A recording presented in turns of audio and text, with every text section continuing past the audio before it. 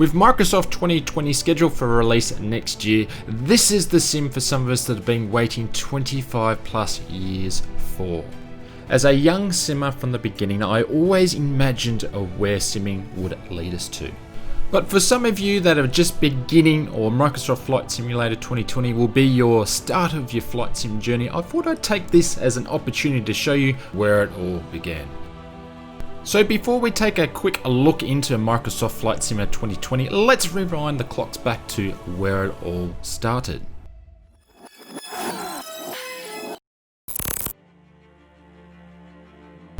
In the early 80s, Microsoft obtained the license to port the original Flight Simulator over to some IBM PC.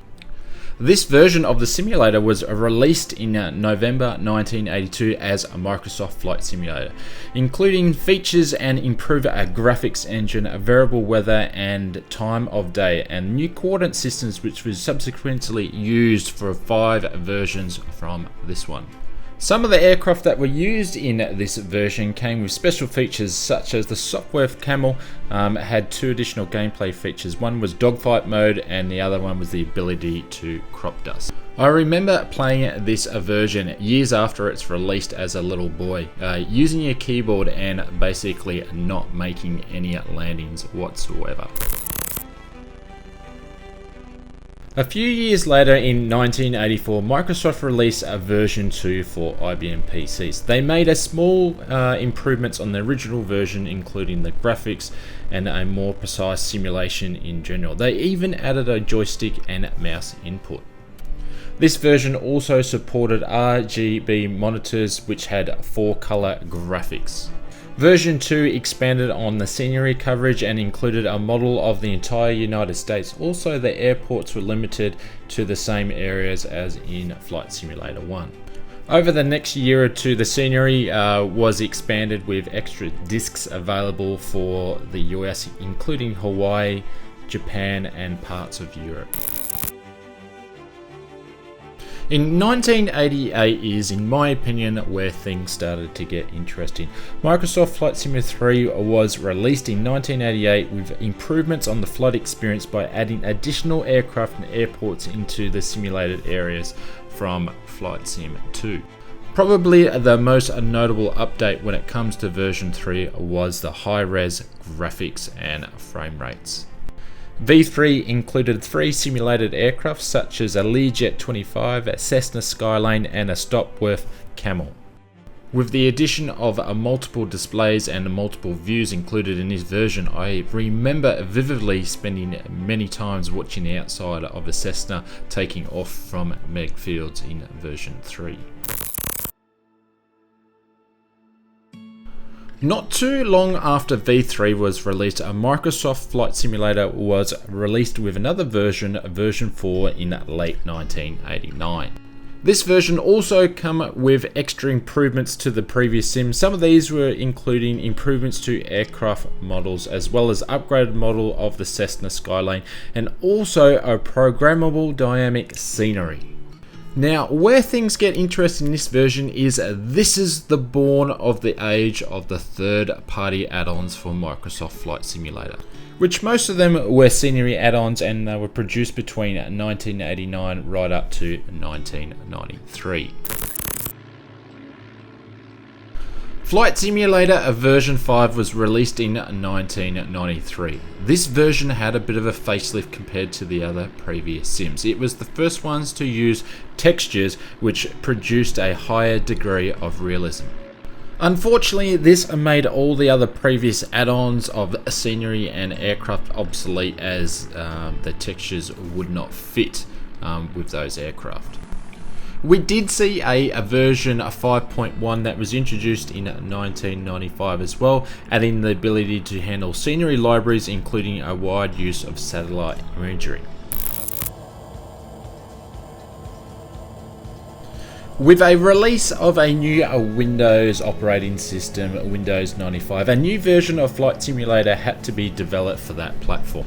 For the 1996 release, this is the first time that Microsoft actually named their product. They call it the Flight Simulator of Windows 95. Obviously, this was to advertise their new Windows operating system too.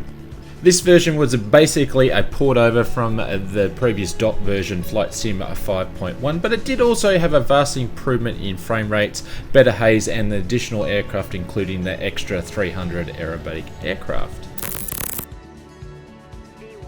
In 1997, we saw the introduction of Microsoft Flight Simulator 1998. Most people within the Flight Sim community called this a service release, as FS98 didn't really include many additional features.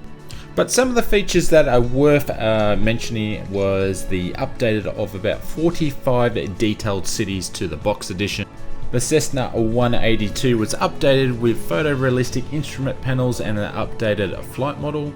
And it was the first version of Flight Simulator that took advantage of 3D graphics cards with the introduction of the Microsoft DirectX technology within the sim. Microsoft Flight Simulator 2000 was introduced in 1999, and by most people they would say it was a vast improvement of the previous flight simulation versions. It was released with two versions, a normal version and also a pro version. 2000 was the first sim that introduced a 3D elevation, making it possible to adjust the elevation of the scenery grid, so all the other previous sceneries become obsolete as they didn't support this feature. The weather engine was also updated, including precipitation, and the big feature would have to be 17,000 new airports for the totally exceeding 20,000 worldwide. In October of 2001, Microsoft brought us the Flight Simulator 2002. This was a vast improvement of previous versions as well. One of my favourite features that were included in Flight Simulation today was in this version, which was 3D cockpits. The option for capping your frames was also introduced, which helps with the loading of different scenery. This was the first version we happened to see air traffic control and also artificial intelligence, or AI, or basically AI traffic within the simulator. In July 2003, Flight Simulator 2004, A Century of Flight, version 9, also known as FS9, was released. The name comes from the 100th anniversary of the Wright brothers' first flight. To keep to the name, Microsoft also included a couple of extra aircraft such as the Wright Flyer, the Ford Tri-Motor, and also a Douglas DC-3. A big update for the weather system was included in 2004. This was the first time where we had true three-dimensional clouds and true localized weather conditions for the first time. As well as the addition of the auto-gen had a bit of an upgrade with some more things such as barns, street lights and silos were implemented to the sim as well. October 2006, Microsoft released Flight Simulator X, or Flight Sim 10. And who would have thought 14 years later we are only hearing of its predecessor just now. Within saying that, we did see a acceleration release in October 2007 and also the Steam edition that was released by Dovetail in December 2014. Some of the main features that were included in Flight Sim X was an improved scenery and higher resolution of ground textures. There's also an improved multiplayer support, including the ability for two players to fly in a single plane and also players to occupy the control tower, which was really good entertainment for multiplayer. This release included some extra aircraft such as the Airbus A321, the Morley, the Orion, the Boeing 737-800 and also the Bombardier CRJ-700.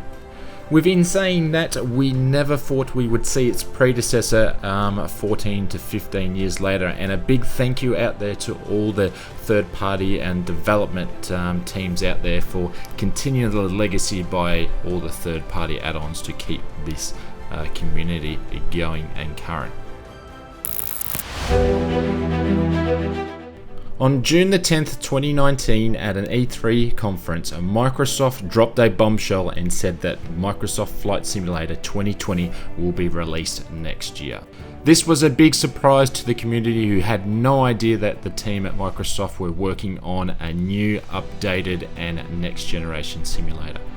I'm not going to predict on what this new simulator is going to be. But I will say this, things are looking very, very exciting for the flight sim community in 2020.